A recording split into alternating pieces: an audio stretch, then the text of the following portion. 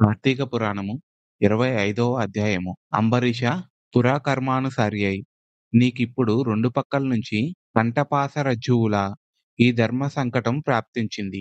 దుర్వాసుడు వచ్చే వరకు ఆలోగా లేదా ద్వాదశ గడియలు దాటకుండా పారణ చేయాలో ఏది నిశ్చయమో చెప్పడానికి మేము ఆసక్తులమై పోతున్నాం కాబట్టి ఆత్మబుద్ధి సుఖంచేవ అనే సూత్రం వలన భారం భగవంతుడి మీద పెట్టి నీ బుద్ధికి తోచిన దానిని నువ్వు ఆచరించు అన్నారు బ్రాహ్మణులు. ఆ మాటలు వినగానే అంబరీషుడు, ఓ బ్రాహ్మణులారా, బ్రాహ్మణ శాపం కన్నా విష్ణు భక్తిని విడిచిపెట్టడమే ఎక్కువ కష్టంగా భావిస్తున్నాను అని అనుకోగానే పూజాస్థానంలో ఉన్న యంత్రాన్ని ఆవహించి జగదేక శరణ్యము జగదేక భీకరము అయిన సుదర్శన చక్రము రివ్వున దుర్వాసుని వంకగా కదిలింది.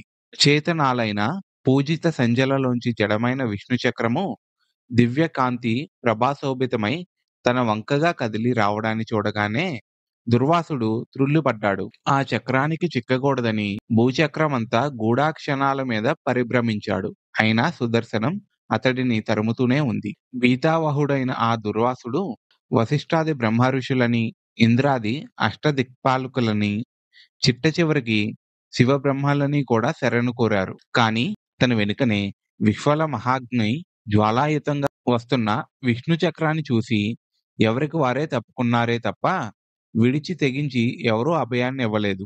25వ అధ్యాయము సమాప్తము. మిగతా కథని 26వ అధ్యాయంలో వినండి.